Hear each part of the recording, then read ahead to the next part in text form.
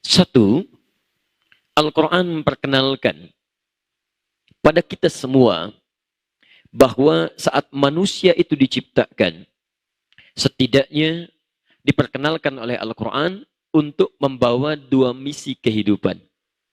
Jadi kita itu sejak mulai hidup, bahkan ayahanda kita yang pertama kali diturunkan ke bumi, bahkan sejak mulai diciptakan dan diperkenalkan pada malaikat dan jin yang lebih dulu diciptakan oleh Allah, maka diperkenalkanlah dua fungsi kehidupannya.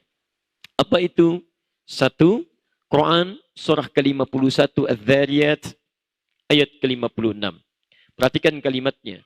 Wa ma khalaqtul jinna wal insa illa liya'budun. Ini fungsi yang pertama. Wa ma makna nafi. Ingat maknya nafi. Kalau nafi itu meniadakan segala hal yang mesti ditepikan. Tiadakan. Tidak diakui. Ingat ya, kalimatnya tidak diakui. Wa ma khalaqtul jinna wal ins. Tidaklah aku ciptakan jin dan manusia. Jin biarkan dengan alamnya. Kita sekarang bahas tentang manusia saja. Illa liya'budun. Illanya isbat. Kecuali, lihat cara menerjemahkannya. Tujuan dari penciptaan itu supaya mereka menjadikan aktivitasnya sebagai ibadah kepadaku. Perhatikan cara menerjemahkannya. Illa kecuali li. Li-nya lil ghayah. Karena li dibagi dua bagian umumnya dalam bahasa Al-Quran. Satu, lil mulkiyah. Untuk kepemilikan. Jadi kalau untuk manusia milkiyah, untuk Allah mulkiyah. Makanya ada surah Al-Mulk, bukan Al-Milk. Ingat ya. Karena bagi Allah, mulk itu yang paling tinggi. Milkun bisa dimiliki manusia, tapi mulkun hanya pada Allah subhanahu wa ta'ala. Sekarang perhatikan. Ada lam yang harakatnya i, fungsinya menunjuk pada kepemilikan. Walillahi ma fis samawati wa ma fil ar. Li lillah. Punya Allah semua yang ada di langit dan di bumi. Punya antum sebagian yang ada di bumi. Lihat, peci itu punya siapa? Punya saya. Tapi Anda nggak bisa memiliki yang dipunya Allah. Siapa yang punya langit? Boleh angkat tangan. Halo? Tidak ada. Siapa yang punya bumi? Tidak ada. Jadi kepemilikan kita dengan Allah beda. Karena itu ketika Allah perkenalkan kepemilikan Allah, Allah nggak akan kenalkan yang remeh-temeh. Allah kenalkan yang tinggi-tinggi supaya kita merasa bahwa ada beda antara kita dengan Khalik. Dan tidak ada manusia yang mengaku sebagai Tuhan. Sehingga ketika Fir'aun mengatakan dirinya Tuhan, ana rabbukumul a'la, Allah berikan pelajaran yang abadi sifatnya. Paham? Baik, sekarang kita kembali. Lam itu disebut dengan mulkiyah, kepemilikan. Maksud kami begini, kalau teman-teman baca Al-Quran, Anda bisa memahami dengan baik seperti apa Anda membaca dan memahaminya. Yang kedua disebut dengan ghayah. Ghayatun, li yang menunjuk pada tujuan. Fungsinya apa? Ana ji'tu huna litta'lim. Saya datang ke sini untuk mengajar. Antum ji'tum huna litta'illum. Sedangkan Anda datang ke sini untuk belajar. Ingat teman-teman ya, ta'lim itu mengajar. Ta'allum itu belajar. Jadi kalau Anda katakan, saya mau taklim dulu ya, artinya Anda mau mengajar. Saya pulang. Enggak ya? Di taklim itu mengajar, orangnya disebut muallim. Ya. Ta'allum itu belajar, orangnya disebut muta'allim. Gaya boleh, tapi benar harus. Baik ya? Kemana? Taklim dulu nih? Masya Allah, ngajar. Sini ya. Li-nya itu ghayah, menunjuk pada tujuan. Baik, lihat baik-baik kalimatnya. Awas, kadang-kadang ini jadi tegas untuk kita maknanya. Kata Allah, saya nggak ciptakan manusia. Tujuan penciptaannya kecuali untuk ibadah.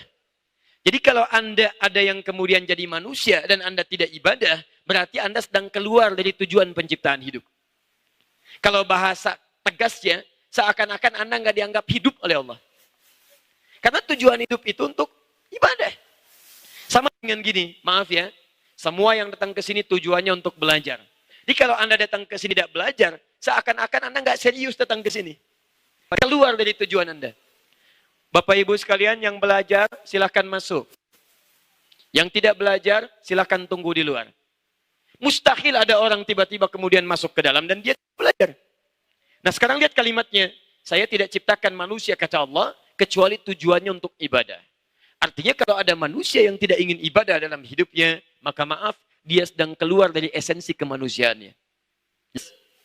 Satu, apa tujuan hidup kita? Ibadah. Satu, ibadah. Wujud ibadah, saya agak cepat dan singkat ya, supaya kita mengembalikan pada yang mudah. Wujud ibadah itu adalah amal saleh. Ingat itu. Wujud ibadah disebut dengan amal saleh. Lihat Quran surah 103. Tadi saya bacakan. Wal 'asr innal insana lafi khusr. Lihat kalimatnya insan, menunjuk pada setiap personal dan menggunakan alif lam. Alif lamnya istighraq, menunjuk pada semua. Seakan-akan ingin menunjukkan bahwa fungsi kita ini nggak bisa diwakilkan pada orang lain. Jelas ya? Aduh, kalau urusan ibadah, saya nitip aja deh. Ntar saya ikut. Nggak bisa. Karena kalimatnya menggunakan insan, menunjuk pada personal, kemudian menggunakan alif lam, seluruhnya tanpa kecuali. Kalau nas itu umum, tapi insan menunjuk pada setiap kita. Lihat kalimatnya. Innal insana lafi khusr illa alladhina amanu wa amilus salihat. Wujud ibadah disebut dengan amal saleh. Jamaknya amilus salihat. Kita terjemahkan amal saleh. Kita turunkan pertama fungsi hidup. Fungsi hidup yang pertama adalah supaya orang bisa beribadah atau mengerjakan amal saleh. Kalau kita tutup yang persamaannya, setiap orang hidup, maka tujuan hidupnya yang pertama untuk beramal saleh. Paham? Pertanyaannya, sampai dengan malam ini, berapa amal saleh yang pernah antum kerjakan? Jangan-jangan dari sekian kehidupan yang pernah kita titi, lebih banyak amal salahnya dibandingkan dengan amal solehnya. Bahkan nama di KTP tertulis 2 nama, amal soleh. Tapi buatan salah. Jadi kalau sampai saat ini belum terkumpul kemudian amal soleh yang dianggap layak oleh Allah, maaf, berarti Anda belum masuk dalam esensi penciptaan kemanusiaan. Jelas seperti ini? Baik, apa wujud amal soleh itu? Yuk kita terjemahkan. Lihat rumusnya baik-baik ya. Setiap ada kalimat amal soleh, itu senantiasa bersanding dengan iman. Jadi kalau Anda ingin mengetahui detail amal soleh, mudah, temukan kalimat iman, di situ pasti ada. Wal 'asr innal insana lafi khusr illa alladhina amanu wa amilus shalihat. Sekarang detailnya apa? Cari kalimat iman, setelahnya amal soleh. Mari kita lihat detailnya. Kalimat iman pertama Quran surah kedua Al-Baqarah ayat 3 misalnya sampai ayat 5-nya. Lihat kalimatnya. Alladzina yu'minuna bil ghaib. Iman. Ada orang-orang yang menyatakan dirinya beriman pada Allah walaupun tak nampak dalam pandangannya. Ghaib. Kemudian dia buktikan imannya dengan mengerjakan amal soleh. Perhatikan kalimatnya. Wa yuqimunas salat. Salat. Wa mimma razaqnahum yunfiqun infaq.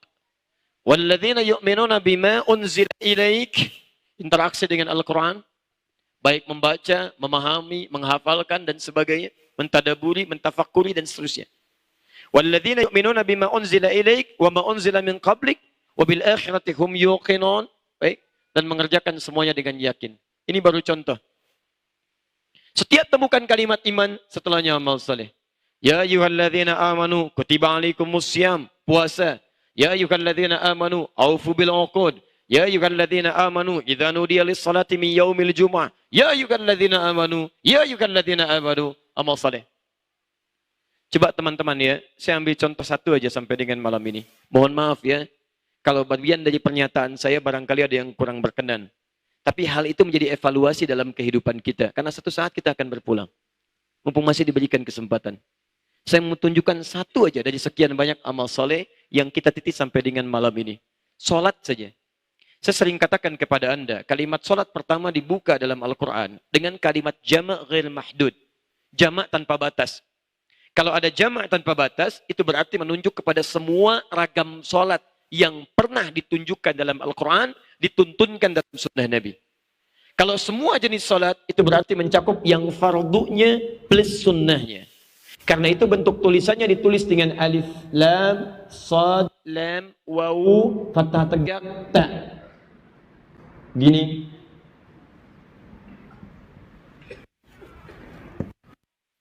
Ya, mencakup yang fardu dan sunnah. Ini baru sholat, yang lainnya.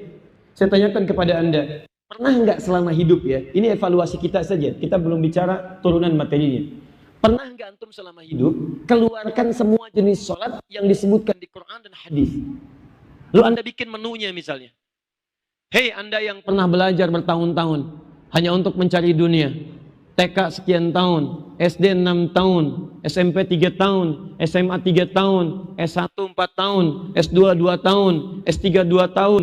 Berapa tahun Anda kumpulkan untuk mengejar dunia? Berangkat gelap, pulang gelap, ada yang ikut seminar, ada yang ikut stadium general, macam-macam Anda kumpulkan. Pertanyaan saya, dari sekian menu dunia yang pernah Anda rinci, sampai Anda tegaskan, mau kuliah sekian SKS, ini materinya, Anda pelajari, saya tanya pada antum, kurikulum kehidupan Anda pernah nggak Anda keluarkan? Berapa SKS Anda pernah tunaikan pelajaran sholat itu? Berapa SKS Anda pernah kumpulkan materi sholat itu? Satu aja yang paling sederhana. Pernah nggak Anda keluarkan? Ini sholat fardu saya subuh sampai dengan isya. Itu wajar. Yang jadi pertanyaan, di luar itu pernah nggak? Ragam sholat saja jangan-jangan kita nggak pernah kenal. Tahajud, qiyamul lail, rawatib yang 12 rakaat, syuruk itu, duha itu, sholat wudhu itu. Semua jenis sholat sunnah pernah kita keluarkan. Itu baru sholat. Jadi kalau ada anak kecil usia 5 tahun, usia 6 tahun, sudah mengerjakan sholat sunnah, Anda diberikan 50 tahun, 60 tahun, baru kenal sholat fardu, Anda butuh berapa tahun lagi untuk meningkatkan amal soleh? Saya mau tunjukkan pada antum sekalian. 2 hari lalu, ya saat kami melepas dari siswa kami yang akan ke Sudan, saya melihat fenomena luar biasa. Dari anak-anak kecil yang belajar di kelas informal, kelas malam. Teman-teman, terkumpul hampir 100 orang anak. Datang dari berbagai daerah yang berbeda. Usia mereka variatif, tapi rata-rata di kisaran 4, 5, 6 tahun. 4, 5, 6, 7. Tahukah Anda, pelajaran malam dimulai ba'da maghrib. Kalau maghribnya saja, ya wilayah Bekasi misal, jatuh di 17.50, tahukah Anda bahwa 17.30 mereka sudah mulai berada di masjid. Jadi sebelum adzan, sudah ada di masjid. Salat berjamaah, menata saf sendiri. Kemudian selesai maghrib, mereka menghafal Quran. Ba'da maghrib, menghafal Quran, mereka salat isya berjamaah. Ba'da isya, murajaah lagi. Kemudian mereka mendekat pada gurunya, lalu melepas gurunya, baru pulang ke rumah jam 9 malam. Anak usia 4-5 tahun, maaf sebelum adzan, sudah datang ke masjid. Salat berjamaah. Mereka menghafal Quran. Isyanya berjamaah. Murajaah Al-Quran. Jadi kalau Anda diberikan 40 tahun, 50 tahun, mohon izin, sampai malam ini pun sudah puluhan tahun diberikan, bahkan sudah qomat belum tergerak ke masjid juga, Anda butuh berapa tahun lagi untuk mengalahkan anak-anak usia 4-5 tahun? Berita kurang menyenangkan ya, mereka belum taklif. Jadi belum ada kewajiban beban ibadah, tapi sudah mau ibadah. Belum azan, Masya Allah, sudah ke masjid. Antum sudah komat, belum tersentuh juga. Antum butuh berapa tahun lagi? Itu poinnya. Saya sering kisahkan yang paling aneh. Ini ada orang jauh dari masjid. Jaraknya bahkan ada yang 1 kilo, 2 kilo. Kendaraan tidak Allah titipkan kepadanya. Jangankan level mobil, sepeda aja nggak punya. Tapi dia bisa gunakan kakinya untuk bersaksi di hadapan Allah. Saat semua dikunci. Al-yawma nakhtimu ala afwahihim. Wa tukallimuna aydihim wa tashhadu arjuluhum. Ingat. Kakinya bersaksi. Dia gunakan kakinya untuk ke masjid datang. Supaya disaksikan di hadapan Allah. Anda yang Masya Allah. Rumah dekat dengan masjid. Jaraknya tidak sampai kiloan. Bahkan ada yang 5 meter. Ada 10 meter. Kendaraan lengkap. Sepeda Allah berikan. Motor Allah titipkan. Mobil variasinya banyak. Bahkan saking sayangnya Allah kepada Anda. Speaker masjid pun ke rumah Anda corongnya begini nih. Tuh. Adzan kedengaran. Qomat jelas. Masya Allah. Kalau dengan sekian belum mampu menggerakkan hati Anda untuk ke masjid, Anda perlu diberikan apa lagi? Maka dari itu, sebelum hari berganti, pekan kemudian berubah, dan tahun juga kemudian berganti, bulan juga kemudian berubah. Coba lihat sampai dengan malam ini. Barangkali dihidupkan kita dari sekian orang yang telah wafat, saking sayangnya Allah supaya kita kembali merubah diri. Yuk, ini bagian pertama. Itu baru sholat ya, belum infak. Hati-hati. Itu baru infak ya, belum Al-Quran. Ada orang tidak bisa melihat, mau menghafal Quran. Antum diberikan mata sehat untuk baca saja sampai malam ini belum bisa lancar. Antum butuh berapa hari lagi dan butuh berapa tahun lagi untuk berubah. Dua. Sabar ya, kita belum mulai materinya. Ini baru pengantar. Nih. Satu, kita akan mulai saat masuk ke sini. Kita masih di sini. Sampai jam berapa kita? Insya Allah. Saya jam 9 lewat dikit pulang, antum sampai jam 12 silahkan di sini ya. Silahkan untuk hijrah di sini ya. Baik. Dua. Nih. Jadi ini fungsi yang pertama. Ingat baik-baik ya. Maksudnya nanti ketika kita akan berhijrah, kita tahu kemana mesti berhijrah. Dua. Fungsi hidup manusia diisyaratkan di Quran untuk menjadi khalifah. Ingat, khalifah. Bahkan saking tingginya misi ini, itu Allah hanya tunjuk manusia, bukan malaikat. Malaikat memberikan isyarat tidak ditetapkan oleh Allah. Hanya manusia. Quran surah kedua, ayat 30. Paling kiri sebelah atas. Wa idh qala rabbuka lil malaikati inni ja'ilun fil ardi khalifah. Dan ingatlah, tuh kata Allah, ingat. Antum mesti ingat. Awas, disebutkan ingat karena ada yang lupa. Itu masalahnya. Bukankah kalau orang sudah lupa suka nggak ingat? Halo? Iya kan? Bagaimana cara mengingatkannya? Bagaimana cara mengingatkan orang lupa? Jadi ingatkan, gampang ingatkan. Ingatkan pada apa yang ia lupakan. Karena itulah dalam bahasa Al-Quran diistilahkan dengan kalimat simpel. Dan ingatlah. Hei, ingat ya, ingat. Fungsi hidup kita itu bukan sekedar antum hidup, berangkat gelap, pulang gelap, kadang tertawa, kadang sedih. Bukan cuma itu. Ingat baik-baik kata Quran. Bahkan saking tingginya fungsi kehidupan ini, kami sampaikan ini pada malaikat. Malaikat mesti tahu nih. Nih fungsi saya ciptakan manusia. Malaikat, kamu mesti tahu. Apa fungsinya? Lihat, inni ja'ilun fil ardi khalifah. Saya jadikan manusia itu di bumi sebagai khalifah. Di bumi sebagai khalifah.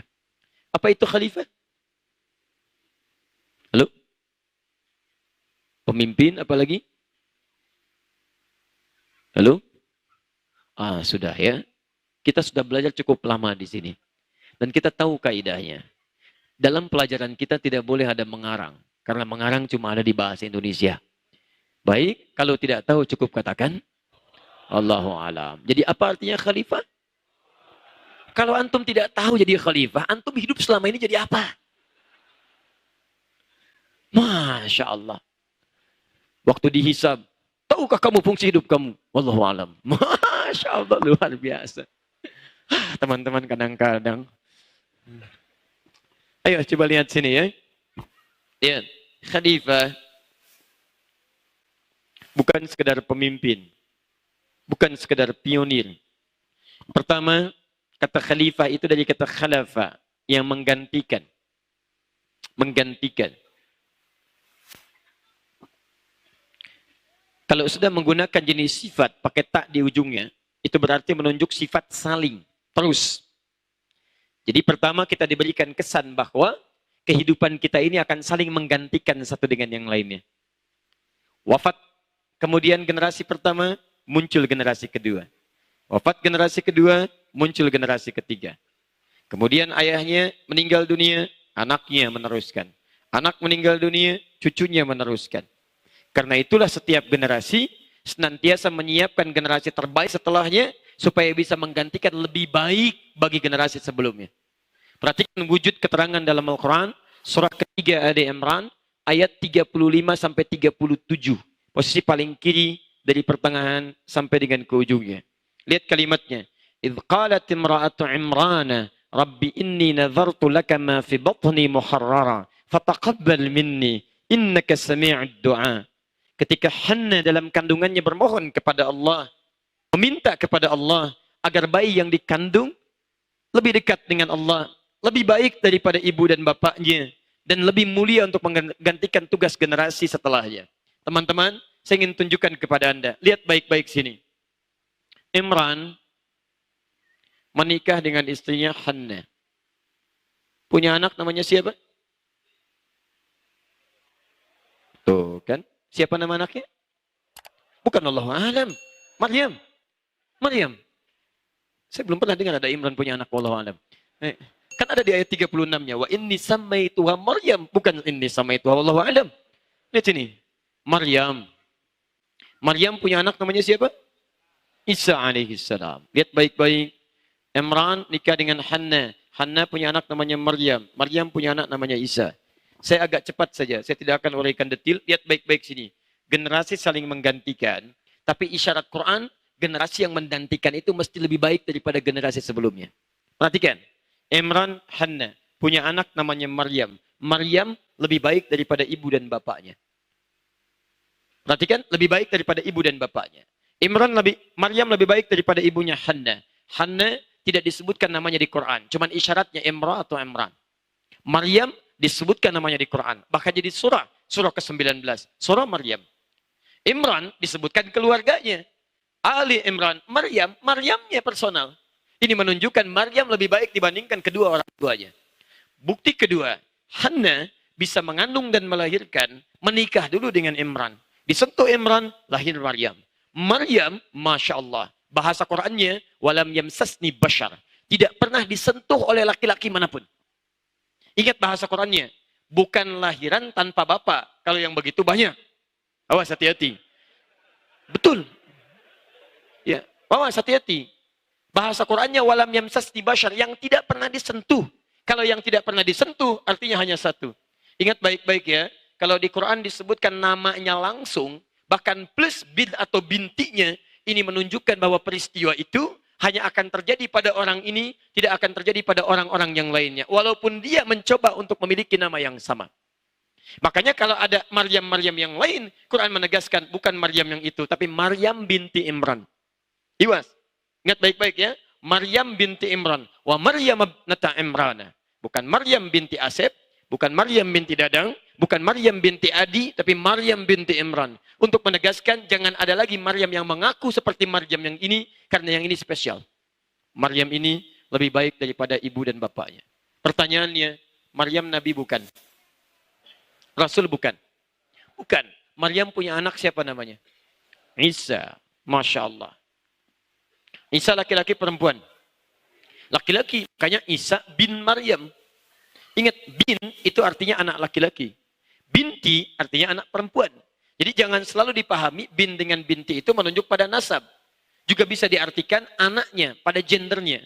Ada yang mengatakan, Ustadz kok Isa bin Maryam? Betul, yang salah Isa binti Maryam. Bin itu anak laki-laki, binti anak perempuan. Jadi menerjemahkannya, Isa bin Maryam. Isa anak laki-lakinya Maryam. Jelas? Pertanyaannya, Isa Nabi bukan? Rasul bukan? Oh, ingat-ingat dulu. Siapa yang Rasul? Bapak Rasul. Masya Allah. Halo. Ada Rasul di sini luar biasa. Saya hampir berapa tahun kajian di sini, baru menemukan ada Rasul malam ini. Assalamualaikum. Aduh. Ya, semoga Allah mengampuni kita semua ya. Mungkin agak lelah tadi nunggunya ya. Baik. Sudah, di situ kadang kita merasa sedih ya. Kalau terlalu banyak sesuatu yang tidak kita pahami. Saya kalau diskusi dengan MUI Jawa Barat itu spesial luar biasa. Hampir tiap bulan ada nabi baru. Hampir tiap bulan ada nabi baru di Jawa Barat. Ya, terakhir di Karawang. Mudah-mudahan sudah selesai. Ya, sini sudah. Betul. Ini ya. Sudah. Isa Nabi bukan. Rasul bukan. Maryam Nabi bukan. Rasul bukan. Berarti Isa lebih baik daripada Maryam, lebih baik daripada Imran dan Hanna. Perhatikan teman-teman, ketika berganti generasi, yang ini selalu lebih baik, yang ini selalu lebih baik dari sebelumnya. Kenapa? Karena tantangan di setiap masa itu beda dengan tantangan sebelumnya. Dulu, tantangan bupati dulu, mungkin sekarang selevel dengan tantangan camat. Tantangan camat dulu, mungkin sekarang selevel dengan tantangan RT. Jadi kalau Anda ingin membuat generasi terbaik, Anda mesti menyiapkan yang terbaik. Karena ketika saling menggantikan, zamannya sudah beda. Zaman 3315 Nokia, dengan zaman yang sekarang Apple sudah seri ke-8, bahkan mau plus, itu tidak mudah. Jadi kalau Anda tidak siapkan anak-anak kita lebih baik daripada sebelumnya, akan ketinggalan anak-anak kita. Yang paling berbahaya adalah kalau ada orang tua yang tidak menyiapkan generasinya untuk persiapan masa depannya yang terbaik. Masa depan yang terbaik itu apa? Wal tanzur nafsum ma qaddamat lighad. Quran surah 59 ayat 18 sampai akhiratnya. Ingat, tujuan kita kompetisinya bukan cuma dunia, sampai akhirat. Antum nih jangan bangga dulu kalau anaknya juara matematika. Kalau cuma juara matematika, non-muslim pun bisa jadi juara olimpiade. Yang jadi persoalan, maaf, saat di akhirat nanti, antum banggakan status dunia, banyak sudah orang tua membanggakan status akhiratnya. Hampir banyak sekarang anak-anak yang disiapkan orang tuanya untuk menjadi juara Al-Quran. Di mana antum? Ini poinnya. Nah sekarang, lihat baik-baik, lihat baik-baik. Fungsi yang kedua manusia disebut dengan khalifah, mengisyaratkan akan saling menggantikan, tapi pada hal apa dia menggantikannya. Quran surah 21 ayat 105. Belum selesai. وَلَقَدْ كَتَبْنَا فِي الزَّبُورِ مِنْ بَعْدِ الذِّكْرِ أَنَّ الْأَرْضَ يَرِثُهَا عِبَادِيَ الصَّالِحُونَ. Lihat baik-baik. Inni ja'ilun fil ardi annal arda. Pertama, saya jadikan manusia itu di bumi sebagai khalifah. Di bumi. Tugas khalifah saling menggantikan. Dalam hal apa menggantikannya? Ternyata bukan cuma urusan masalah dunia. Tapi Masya Allah. Annal arda yarithuha ibadiyas salihun. Di bumi ini, kami tugaskan untuk saling mewarisi manusia itu pada hal-hal kebaikan. Di khalifah itu maksudnya punya misi yang menampilkan nilai-nilai kebaikan di bumi. Jadi kita ini diturunkan ke bumi untuk banyak beraktivitas kebaikan. Ini poinnya. Misi pertama untuk ibadah, misi kedua untuk memperbanyak kebaikan, berbuat baik. Berbahagialah teman-teman bahwa kita ini diciptakan jadi orang baik. Bahkan di antara kebaikan itu disebut dengan ins. Ins 18 kali disebutkan di Quran. Ins itu asalnya makhluk baik. Dari kata al-unsu, al-anasu. Satu, makhluk yang tampak, kelihatan. Makanya langsung disandingkan dengan jin sebagai lawan. Jin tersembunyi, setiap ada kalimat di bahasa Arab dibuka dengan huruf jim dengan nun, artinya tersembunyi, tidak tampak. Jin, kenapa disebut jin? Karena tersembunyi.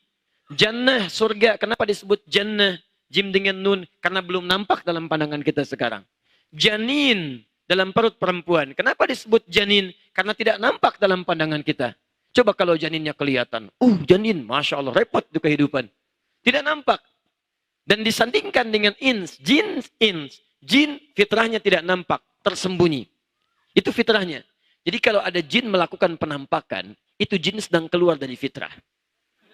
Sedang punya masalah. Sedang punya masalah, ingat baik-baik itu. Ya, jangan diganggu. Kalau yang sedang punya masalah diganggu, tambah masalah nantinya. Jelas ya? Lawannya ins. Ins itu nampak. Makanya ketika bayi manusia mulai lahir, kelihatan. Nampak bayinya. Kan agak aneh kalau suaranya ada, bayinya nggak ada gitu kan? Itu yang repot. Tapi yang kedua, teman-teman sekalian, ingat, jin itu tersembunyi, manusia nampak. Jadi kalau manusia misalnya, senang sembunyi. Pulang ke rumah, ada pintu depan, sembunyi lewat pintu belakang. Ke masjid sembunyi-sembunyi. Ke kantor sembunyi-sembunyi. Maka pada saat yang bersamaan, dia sedang menjadi, bukan. Dia sedang jadi manusia yang keluar dari fitrahnya. Dia sedang punya masalah. Sedang punya masalah. Jadi kalau antum lihat teman-teman yang suka mojok sendirian, sembunyi-sembunyi dalam macam-macam, berarti ada sesuatu yang melekat dalam dirinya, yang perlu diselesaikan. Gampang melihatnya. Kedua, ins, itu lembut, ramah, baik, halus. Di saat antum diciptakan, antum tuh makhluk halus. Betul, halus. Perilakunya baik, lembut. Lawannya jin. Jin itu bukan makhluk halus. Jin itu disebut jin karena punya perangai yang kedua, kasar. Tidak harmoni. Makanya kalau jin melakukan penampakan, atau misalnya masuk pada jasad seseorang, jarang ada orang kemasukan jin tiba-tiba aja lembut. Assalamualaikum Ustaz, mohon izin. Kenapa? Pengen ikut taklim, sedang kemasukan jin. Mustahil. Mustahil. Orang kemasukan jin kalau tidak meracau, dia akan mengacau. Tapi manusia tidak. Saat dia diciptakan oleh Allah disebut dengan ins, diberi tugas jadi khalifah, kata Allah, kamu makhluk baik. Kamu makhluk lembut.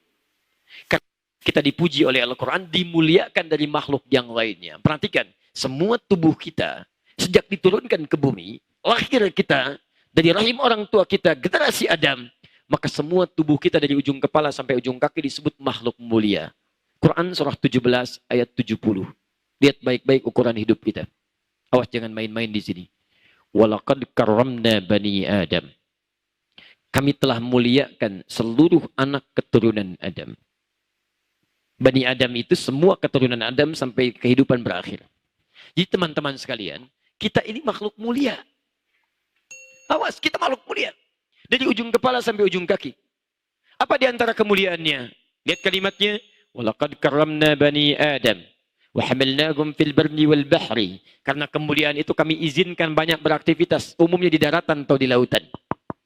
Indah bahasa Quran. Kata Allah, silakan beraktivitas. Di darat, di laut, kamu makhluk mulia. Mulia. Silakan. Kenapa tidak disebutkan udara? Karena pada umumnya jarang orang beraktivitas di udara. Kecuali hanya melintas. Ya, pernah ada jualan asongan di udara? Yang haus. Masya Allah. Aduh, gerah buka dikit dong kaca. Begitu dibuka, hancur pesawat. Kan?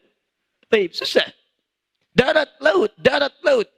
Dan berbahagia kita. Orang Indonesia itu banyak dimuliakan oleh Allah Subhanahu wa Ta'ala. Coba silahkan lihat daratan mana yang paling luas kecuali Indonesia dan lautannya. Berapa banyak potensinya. Kata Prof. Mansur, Ahmad Mansur Surya Negara, orang tua kita semua yang beliau tinggal di Bandung itu, menulis buku namanya Api Sejarah itu. Di jilid yang pertama, warnanya hitam, terbitan Surya Madani, halaman 19, posisi paling kanan sebelah atas, paragraf kedua baris 1 sampai 3. Indonesia itu daratnya 2 juta kilometer persegi. Lautnya 3.200.000 kilometer persegi. Darat lautnya 5.200.000 kilometer persegi. Pulaunya, saya pernah ke Abu Dhabi. Di Abu Dhabi itu ingin membuat pulau buatan. Satu pulau Anda bayangkan, triliunan mereka siapkan. Ini Ustaz sebagai pencegahan kalau ada tsunami, air laut naik, maka akan menghantam pulau ini dulu. Isinya kosong. Cuman buat dihantam air laut aja. Menyiapkannya triliunan. Kita, saking sayangnya Allah orang Indonesia, 13.677 pulau di Indonesia. Itu pun belum termasuk Pulau Gadung, Pulau Gebang, Pulau Mas. Tuh. Luar biasa. Nah, warazaqnahum at-thayyibat. Karena ini makhluk mulia, maka kami hanya berikan rizki-rizki yang baik saja, yang mulia juga. Perhatikan baik-baik ya.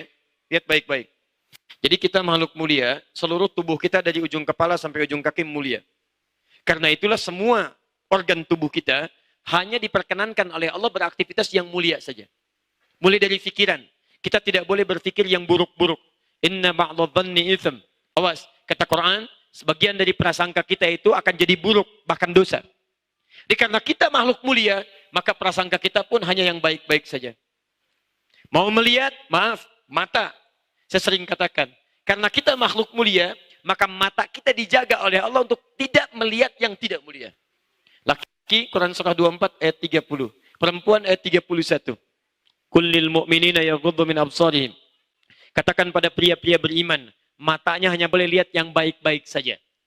Jadi maaf, kenapa kita dilarang untuk melihat yang tidak baik? Karena kita makhluk mulia. Jadi kalau antum sedang mengamati yang tidak baik, itu mohon izin ya, Anda sedang merendahkan kemuliaan Anda di hadapan Allah Subhanahu wa Ta'ala. Jadi kalau Anda tiba-tiba melihat yang tidak baik, seakan-akan Allah tidak menghendaki kemanusiaan kita. Cukuplah Anda jadi manusia mulia untuk melihat yang baik-baik. Jadi kalau Anda lihat handphone ada tayangan yang tidak baik, Anda palingkan. Karena Anda makhluk mulia. Jalan ke tempat taklim, melihat misalnya gambar yang tidak baik, palingkan. Karena Anda makhluk mulia. Ketika Anda menyaksikan hal yang tidak bagus, maka Anda sedang merendahkan martabat Anda di hadapan Allah Subhanahu wa Ta'ala. Dan Allah, maaf ya, Anda kelihatan teman saja, lihat gambar yang tidak bagus, Anda malu. Kenapa Anda tidak merasa malu ketika dilihat Allah? Kenapa Anda tidak merasa malu? Coba cek sampai dengan hari ini. Mohon izin, ini baru mata ya. Katanya mau hijrah. Katanya mau baik dalam pandangan Al-Quran. Jangan cuma ganti pakaian. Pakaian ganti. Kalau laki-laki begini. Kalau perempuan sudah begini. Hijabnya begini. Kalau belum begini, belum hijrah. Pakaian begini. Kalau begini, belum hijrah. Kalau nggak seperti ini, belum hijrah. Cek dulu, jangan tinggi-tinggi kita bicara. Nih yang ini nih. Jangan-jangan pakaian bagus, tapi pandangan tidak bagus. Hati-hati. Jangan-jangan Pakaian, celana sudah tidak isbal. Tapi mulut pada isbal. Hati-hati. Lisannya isbal, matanya isbal, tangannya isbal. Melebihi apa yang tidak wajar dalam ketentuan Al-Quran dan Sunnah Rasulullah SAW. Coba cek. Ayo mulai berubah ya. Begitu lihat handphone, bagus. Palingkan. Bagus ya? Balik lagi. Sama aja itu. Sudah. Dan cepat. Saya sering katakan kepada Anda mengelak dengan cepat sampai ke ujung kaki. Kaki kita itu mulia. Makanya ketika jalan, orang mulia itu beda. Quran surah ke-25, ayat 63. Masya Allah. Mau jalan ke hotel mulia. Orang mulia, lain cara jalannya. Wa ibadur rahmanil ladzina yamshuna 'alal ardi hauda. Hamba Allah yang penyayang itu, kalau jalan-jalannya tawadhu, tidak sombong. Tawadhu. Dan disebut hamba Allah yang penyayang. Jadi kalau Anda kemudian jalan, kaki Anda dipakai sombong, saat yang bersamaan Anda tidak diaku oleh Allah sebagai hamba Allah yang penyayang. Anda tidak diaku orang tua, Anda bisa kecewa. Siapa yang tidak merasa kecewa kalau tidak diaku hamba oleh Allah? Ayo. Para pendosa saja kalau tobat disebut hamba Allah. Quran surah ke-39 ayat 53. Ini dosa sedemikian besar. Qul ya ibadiyalladzina asrafu ala anfusihim la taqnatu min rahmatillah. Katakan Muhammad pada hamba-hambaku yang merasa banyak dosa tapi mau taubat. Jangan putus asa dari rahmat Allah. Ini orang sombong. Jadi begitu dia sombong tidak mau bertobat, tidak diaku. Makanya setan, iblis, ketika dia merasa sombong daripada Adam, ana khairun minhu, khalaqtani min narin wa khalaqtahu min tin. Saya lebih hebat daripada Adam. Kau ciptakan saya dari api, dia dari tanah. Tidak levelnya. Yang dicipta dari api nyembah, sujud kepada yang dicipta dari tanah. Tidak diaku oleh Allah. Ukhruj, keluar. Keluar. Kamu bukan bagian dari hambaku yang taat. Keluar, pergi. Coba Anda bayangkan. Jadi ketika Anda jalan dalam keadaan yang tidak baik, Anda sedang tidak diaku oleh Allah Subhanahu wa taala sebagai hamba. Makanya Anda coba mikir-mikir dulu kalau mau sombong. Hati-hati. Quran surah 31 ayat 18. Wala tamshi fil ardi maraha. Jangan jalan, jangan terlalu congkak. Fir'aun sombong, selesai. Fir'aun punya kedudukan, ngaku Tuhan bahkan, ana rabbukumul a'la. Kemudian sombong. Hei teman-teman yang punya kedudukan, saya kasih tahu dari sekarang ya. Fir'aun itu kedudukannya hebat sekali.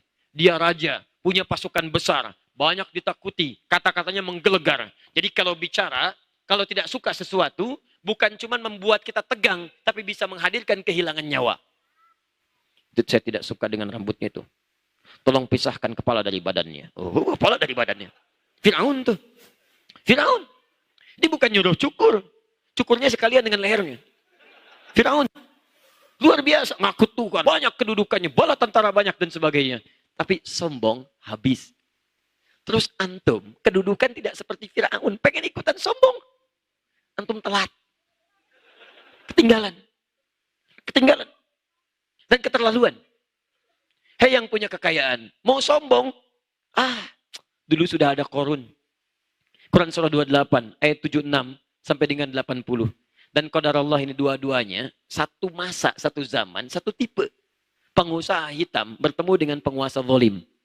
Inna Qaruna kana min qaumi Musa. Qarun itu termasuk kaumnya Musa. Fabagha alaihim. Sombong dengan hartanya. Jadi kalau togo, sombong dengan kedudukan. Bagho, sombong dengan harta. Mirip tapi berbeda. Karena itu ketika Fir'aun disebutkan togo. Idhab ila Fir'auna innahu togo. Qarun disebutkan bagho. Inna Qaruna kana min qaumi Musa. Fabagha alaihim. Apa kesombongannya? Karena harta bendanya. Kaya. Wa inna mafatihahu latanu'u bil usbah. Dan sungguh kunci-kunci gudang hartanya. Bahasa Qur'annya gudang harta. Bukan berangkas. Kalau berangkas masih kecil ukurannya, paling segini. Ini gudang. Kalau gudang segimana sih? Kunci-kunci gudang hartanya saja tidak sanggup dipikul oleh bodyguard yang mengiringnya kemanapun dia jalan. Jadi ciri khas Qarun itu kalau jalan, di belakangnya bodyguard cuman ngangkat kunci gudang hartanya saja. Masya Allah. Saya tuh. Tuh lihat belakang. Lihat. Mau ngambil, ambil aja. Ini aja ngangkat kuncinya susah, situ mau ngambil. Masya Allah. Qarun. Tapi hancur. Fakhasafna, kami tenggelamkan seluruhnya. Antum sekaya apa sih? Jadi pengen bersaing dengan Qarun? Jauh. Qarun itu sekarang hartanya masih diburu. Harta karun, harta Qarun. Harta antum siapa yang buruk? Coba cek. Terus Anda pengen ikutan sombong kayak Korun. Aduh. Baru punya Lamborghini. Korun sudah punya Lamborghini tuh. Banyak tuh. Ayo, antum mau apa lagi?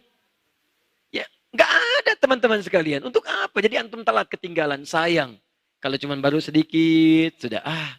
Kemarin nggak ke masjid. Begitu beli Ferrari, keliling komplek ngajak ke masjid. Ayo ke masjid, ke masjid. Masya Allah. Melangkah aja gampang. Paham ya? Jadi, sekarang kembalikan. Kita itu diciptakan sebagai orang baik. Jadi kalau dari ujung kepala sampai ujung kaki belum baik, maka kita sedang keluar dari fitrah kemanusiaan kita. Ini. Karena kebaikan inilah dan kemuliaan ini, kita dilebihkan dari makhluk lainnya. Kembalikan ke ayat. وَفَضَّلْنَاهُمْ عَلَى كَثِيرٍ مِمَّنْ خَلَقْنَا تَفْضِيلًا. Karena itulah kami lebihkan manusia, kami muliakan dari makhluk-makhluk yang lainnya. Jadi Anda kalau ingin dianggap mulia oleh Allah, maka tunjukkanlah kemuliaan hidup kita yang ini. Bicara yang baik-baik, mendengar yang baik-baik, maaf, memegang yang baik-baik, melangkah pada yang baik-baik. Karena itu mohon maaf ya, kalau semuka bumi ini, Islam, Muslim, aman dunia ini. Aman. Dan kalau orang Islamnya menegakkan fungsi keislamannya, maka tentram kehidupan kita. Demi Allah saya katakan, kalau seorang sadar, ini saya bingung saya sekarang ini. Orang kok mudah sekali. Bukan cuma tuduh orang. Bukan cuma melontar perkataan yang buruk. Bunuh orang kayaknya ringan sekali. Bagi orang beriman, itu mikirnya bukan 2 kali, berkali-kali dia. Quran surah 4 ayat 92. وَمَنْ يَقْتُلْ مُؤْمِنًا مُتَعَمِّدًا فَجَزَاؤُهُ جَهَنَّمْ.